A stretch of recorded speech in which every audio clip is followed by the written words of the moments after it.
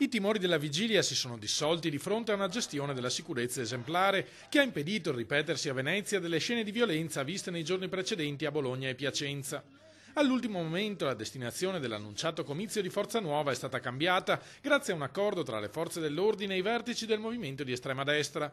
Da Campo San Geremia alla riva Cadidio, nei pressi dell'Arsenale, il più lontano possibile dal contemporaneo corteo degli antifascisti. Le due manifestazioni si sono così potute svolgere senza reciproche interferenze e l'unica sfida è stata quella dei numeri, ampiamente vinta dai militanti di sinistra. Siamo tutti antifascisti! Centinaia di esponenti dei centri sociali, insieme ai rappresentanti dell'ANPI, del PD e di Liberi e Uguali, si sono radunati di fronte alla stazione ferroviaria, da dove è partito il festoso e colorato corteo verso Campo Santa Margherita.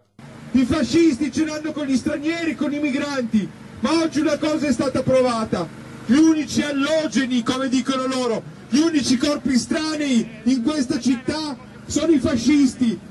I circa 150 esponenti di Forza Nuova hanno invece raggiunto in Vaporetto il luogo del comizio, dove si sono schierati in formazione militare per assistere agli interventi del segretario nazionale Roberto Fiore e del coordinatore Nord Italia Luca Castellini.